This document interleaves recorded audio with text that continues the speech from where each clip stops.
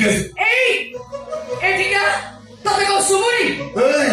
ତୁ କଣ ମତେ ଏମିତି ଧମକେଇକି ଡାକିଲୁଣି? ଆଉ କଣ କଳିଆସୁରୀ ଡାକିଥାନ୍ତି? ହେଇଟି ଶୁଣୁଛ? ହାଲୋ ମୋହିନୀ କଣ ଡାକିଲୁ? ତୁ ଯୋଉ ଏମିତି ଡାକିଲୁଣି ହେଇଟି ଶୁଣୁଛ? ସତ କହୁଛି ମୋ ହାର୍ଟ ଯୋଉ ସ୍ପିଡ୍ ରେ ଦୌଡୁଥିଲା ନା ପୁରା ସ୍ଲୋ ମୋସନ ରେ ଚାଲିବା ଆରମ୍ଭ କରିଦେଲା। ମାନେ ଏମିତି ଦୌଡୁଥିଲା ଏବେ ଏମିତି ଚାଲିବା ଆରମ୍ଭ କରିଦେଲା। ସେ ଇମୋସନାଲ ଡାଇଲଗ ବନ୍ଦ କର। ବନ୍ଦ କରିଦେଲି। ମତେ କି କୁହ ଆଇ ଲଭ୍ ୟୁ।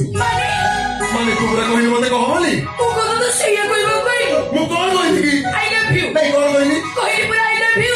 ଶୁଣାଗଲାନି କଣ କହିଲି? I love you. I love you too much. ଦେବୀ ସେ ଗୋଟେ ବେଶୀ ଗପୁଛି।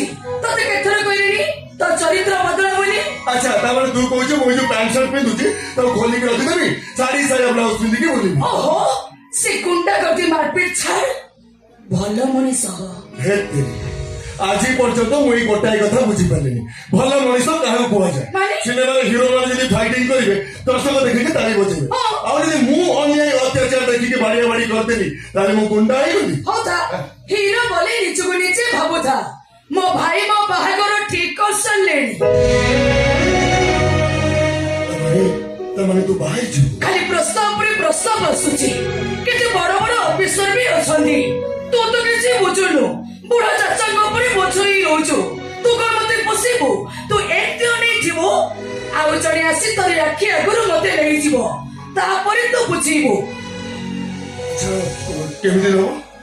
କନ୍ୟା ସଜେଇ କେବେ? ହଁ ହେଇପାରେ ଖୁବ ଶୀଘ୍ର। ତୁ କିନ୍ତୁ ଜାଣିନୁ ଯୋଉଦିନ ତ ବାହାଘର ହବ ଯୋଉଦିନ ତ ବର ଆସିବ ସେଦିନ ଆରେ ବାବା ସେଦିନ କଣ ହବ?